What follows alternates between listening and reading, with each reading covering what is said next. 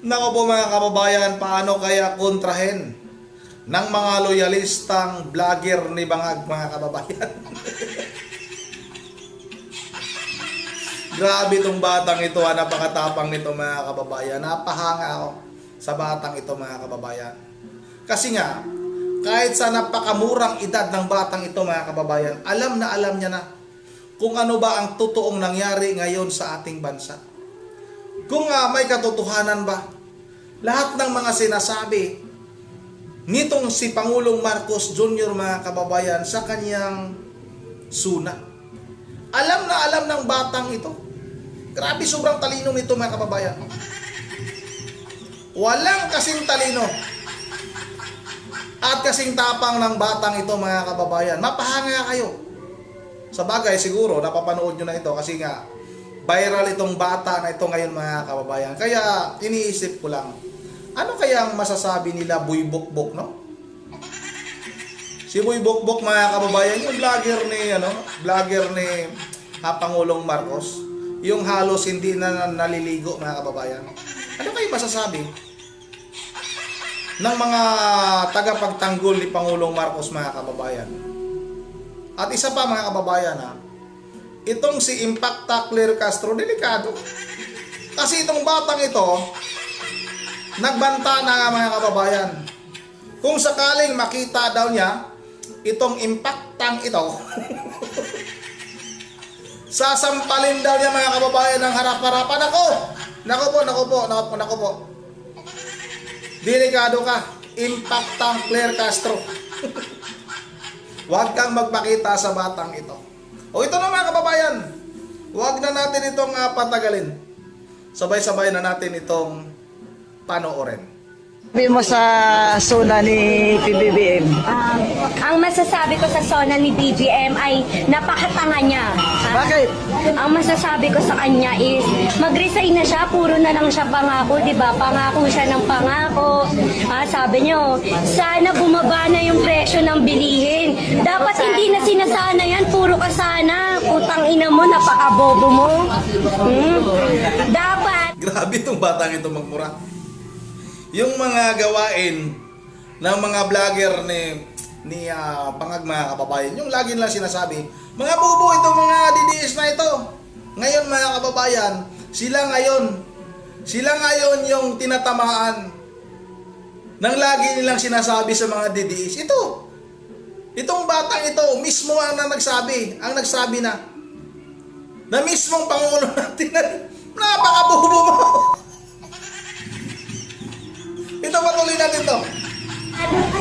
Tungkulin mo magtanggal ng value added tax. Dapat tanggalin mo na, hindi yung puro sana. Napakabobo mo kasi yan. Ayan si BBM, yung people never change. Tinupad niya yung people never change. Kasi pinanganak siyang bobo, lumaki siyang bobo, mamamatay siyang bobo.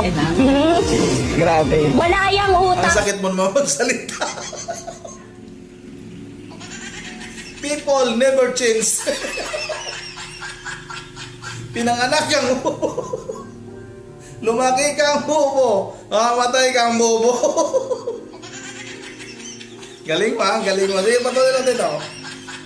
Si BBM kasi alam lang niya magnakaw ng magnakaw at suminghot ng tawas. Huwag mo mag- Sumingot ng tawas. Hindi naman yata tawas. Grabe ka naman kung tawas. Ang sinisingot ni Pangulong Marcos, hindi naman tawas, cook.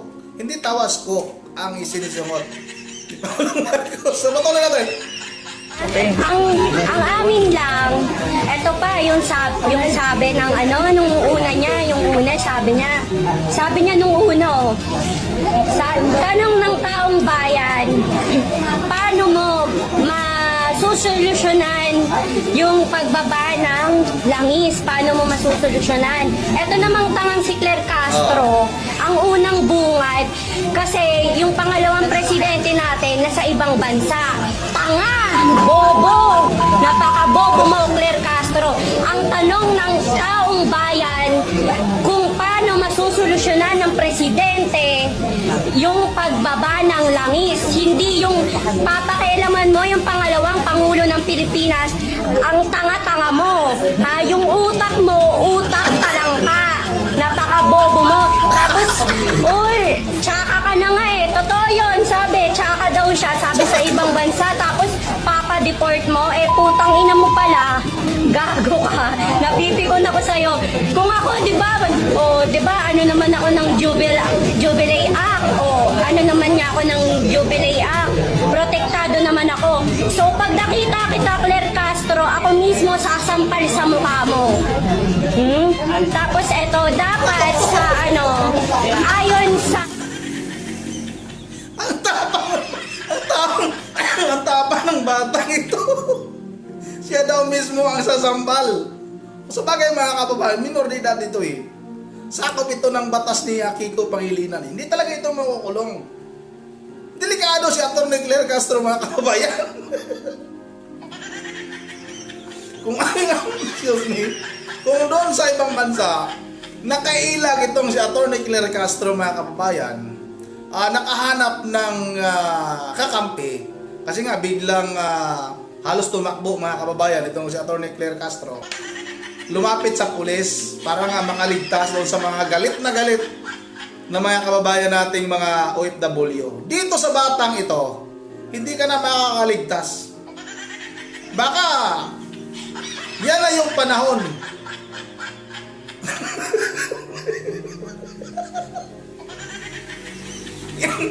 Excuse me.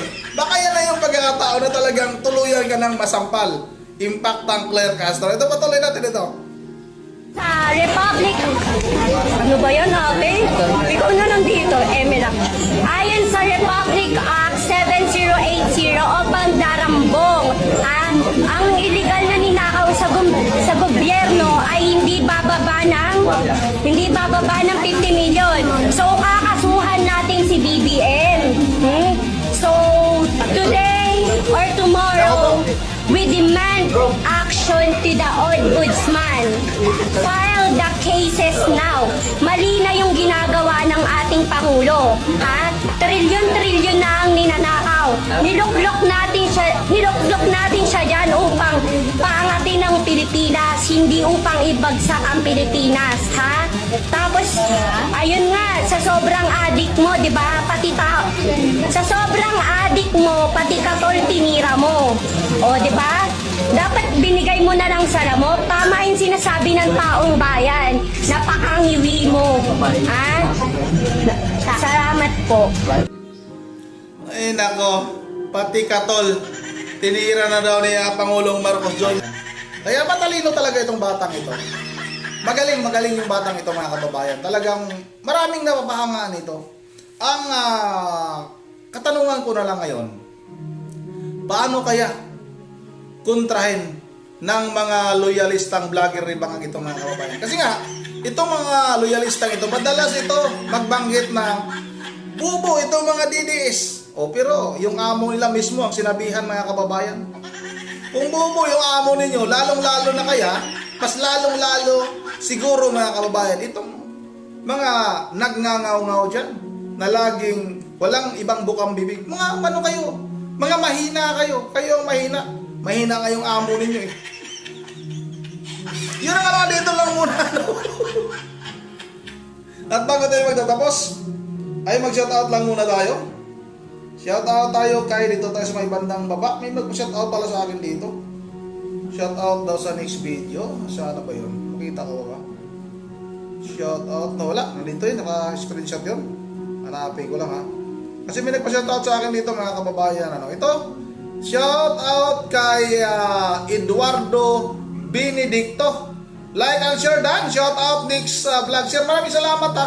Maraming salamat sa iyo Eduardo Benedicto. Pasensya na, medyo nakalimutan ko sa mga una kong vlog. Shoutout na rin kay Rasly Spitz. Maraming salamat sa iyo doon. Shoutout na rin kay Herman Chancis. Shoutout kay Rod TV. Shoutout na rin kay Ma'am Berje, Vera Religious ng Puliang Bulacan, sa kanyang mga apo, Coco, Dion, Yuri at kay Sagi. Shoutout kay Ma'am Michelle Bolima. Excuse me. Shoutout kay Ma'am Edisa Borby. Shoutout kay Ma'am Joyce ng Japan. Shout out kay Anchor of the Heart. Shout out na rin kay John, kay Dilmar Smith, shout out. At kay Jake Pedro, kay Ruth Mitch, shout out. Shout out na rin kay Antonio Katadman at kay Adila Corpus. Ma'am Joyce, tapos na si Ma'am Joyce na Japan. At kay Midi, si Ma'am Midi sa Borby, shout out na rin. At kay Chara Lambos Pamatya. At yun na, dito lang muna at once again, this is from the TV mo. Ingat na lahat. God bless bawat isa sa atin.